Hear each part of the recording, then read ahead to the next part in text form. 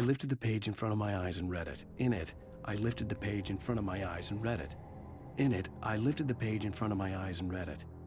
In it, I lifted the page in front of my eyes and read it. In it, I lifted the page in front of my eyes and read it.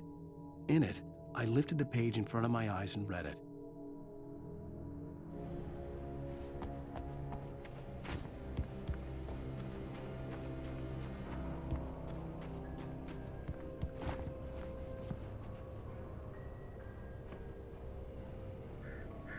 The place was dead, a ghost town. Had been for decades, maybe a century.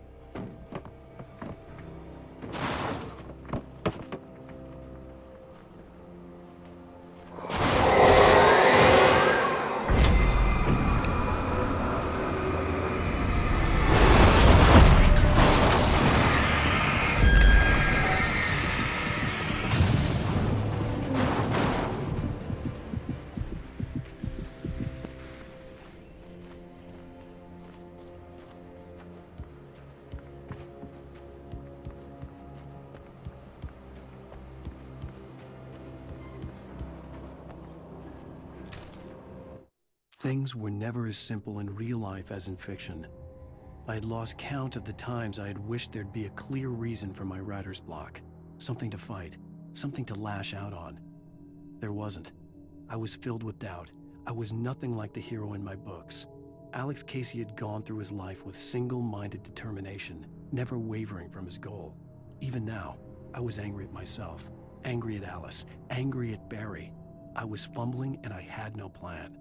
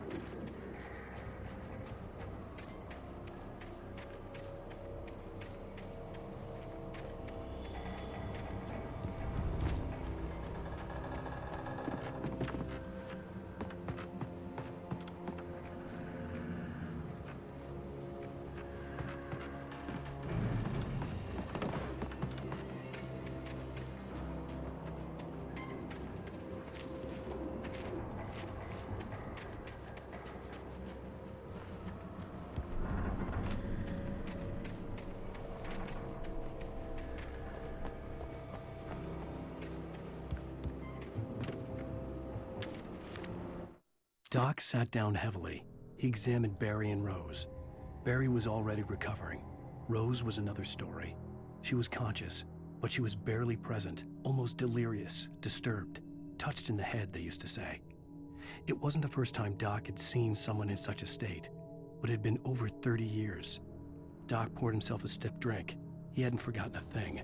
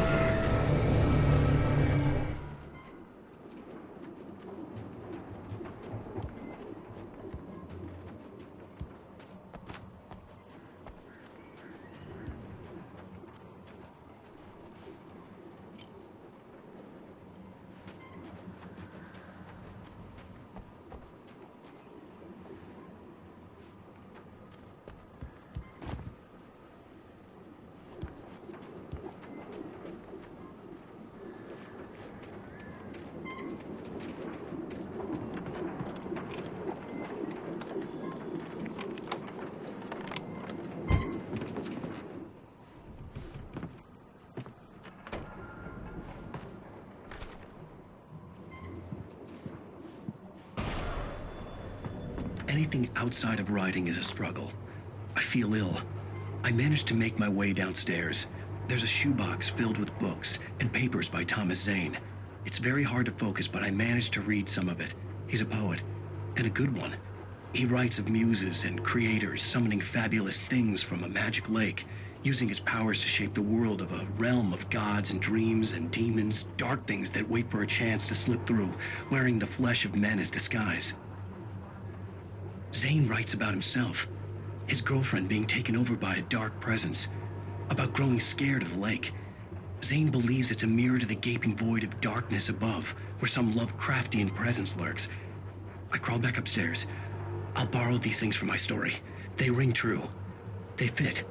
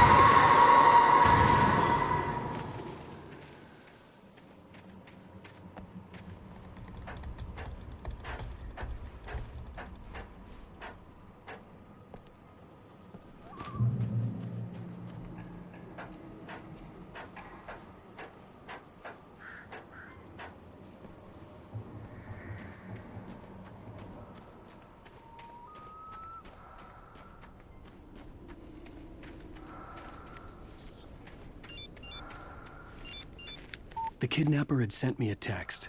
The message was full of spelling errors and insults. It was telling me to hurry up.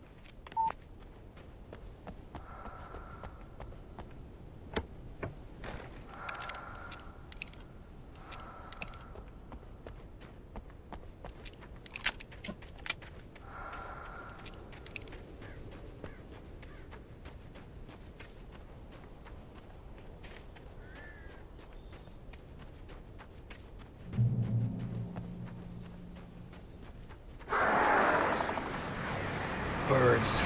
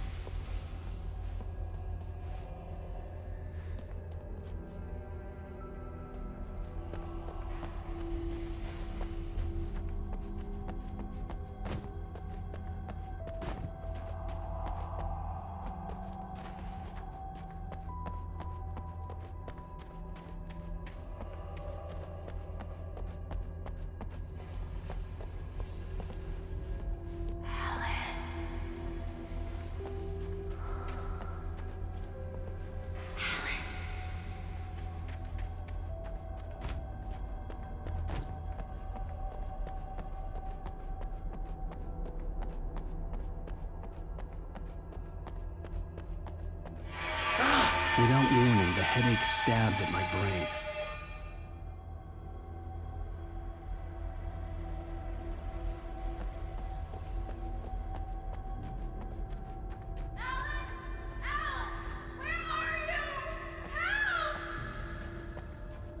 Alice? Alice!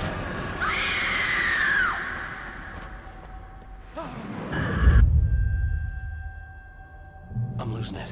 I gotta get out of here.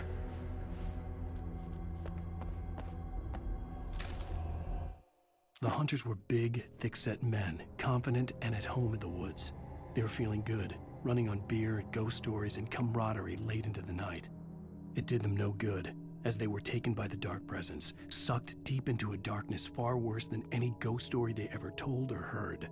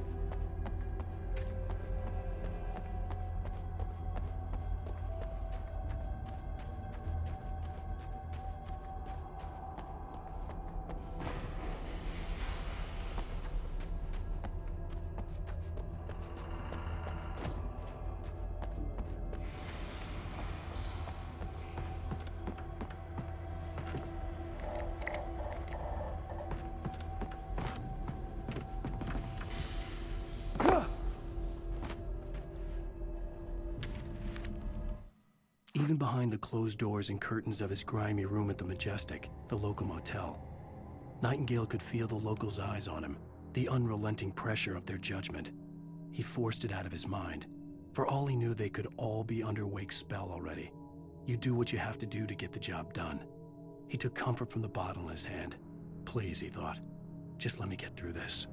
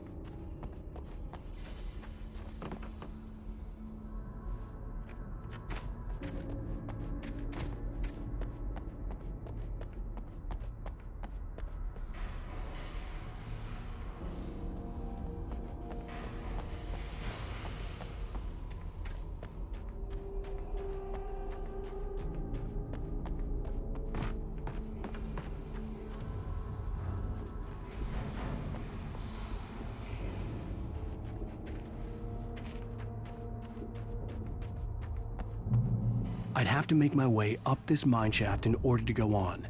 Maybe the machinery could help me with that.